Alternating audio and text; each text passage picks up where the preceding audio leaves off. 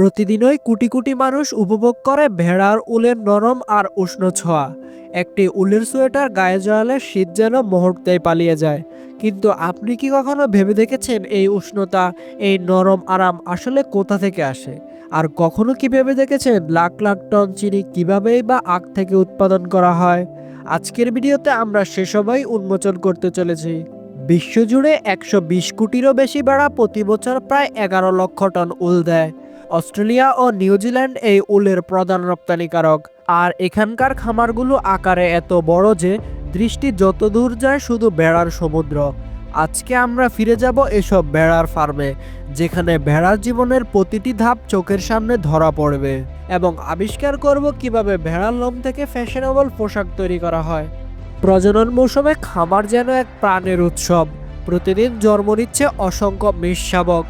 নরম ভেজা লোমে ঢাকা সেই নবজাতক শাবকদের জন্মের পরই জীবাণুমুক্ত করতে আয়োডিন লাগানো হয়। তারপর শুরু হয় জীবনের প্রথম খাদ্য, মায়ের উষ্ণ দুধ অথবা যত্নে রাখা বিকল্প দুধ। ১৭৯৭ সালে ব্রিটেন মাত্র ১৩টি ভেড়া পাঠিয়েছিল অস্ট্রেলিয়ায়। সেখান থেকেই শুরু হয় বিশ্বের সবচেয়ে বড় উল উৎপাদন শিল্প।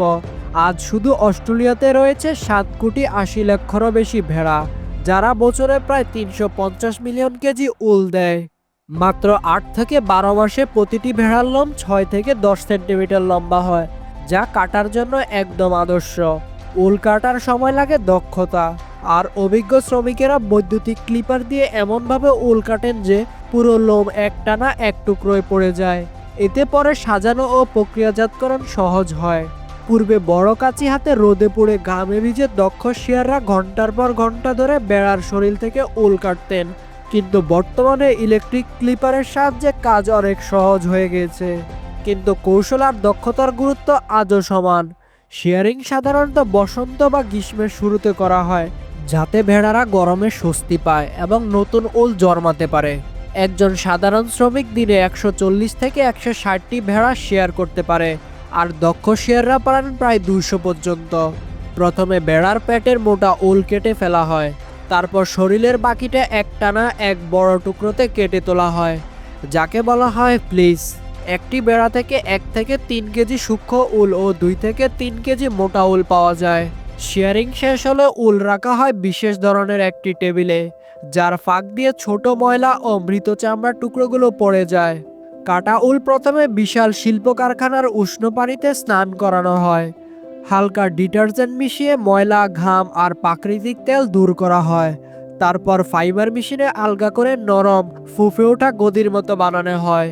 এই উলের রং বদলায় রঙিন জলে, কখনো প্রাকৃতিক উদ্ভিদের নির্যাসে, কখনো বা উজ্জ্বল সিনথেটিক রঙে।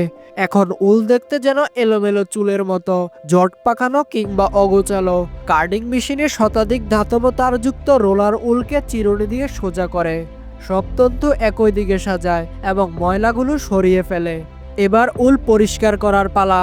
উল প্রথমে ধুয়ে ফেলা হয় যাতে ধুলো, তেল ও অশুদ্ধি সরে যায়। তারপর বিশাল প্রেসে চাপ দিয়ে ২০০ কেজি পর্যন্ত ওজনের বেল আকারে প্যাক করা হয়।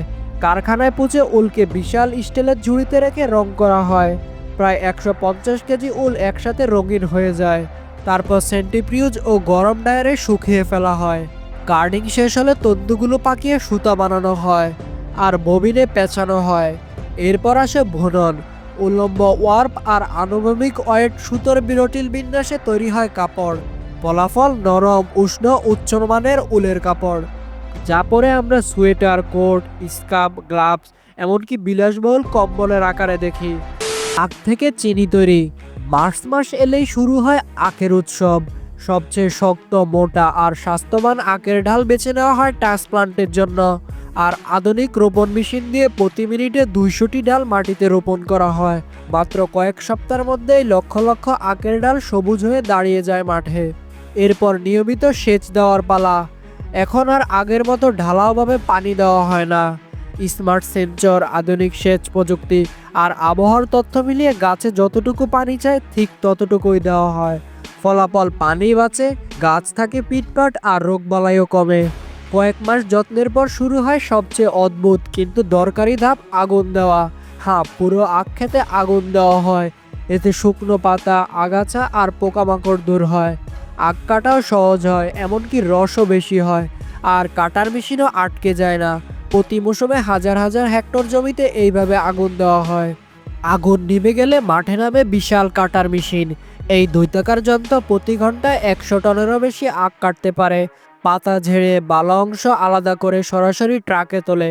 প্রতিটি ট্রাকে 40 টন পর্যন্ত আখ যায় প্রতিদিনে। এরপর শত শত ট্রাক কারখানার পথে ছুটে চলে। কারখানায় প্রথমে আখ ধোয়া হয়, এরপর কেটে পিষে বের করা হয় রস।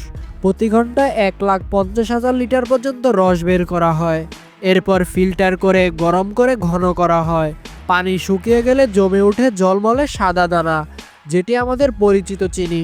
শেষে শুকিয়ে বাছাই করে প্যাকেটে ভরে দেশের প্রতিটি বাজারে পৌঁছে যায় এই মিষ্টি সোনার দানা। আপনার সকালের চায়ের কাপে যে মিষ্টি, তার পিছনে এমনই এক দীর্ঘ যাত্রা। ভিডিওটি ভালো লাগলে লাইক করুন আর কমেন্টে জানাতে পারেন আপনার মতামত।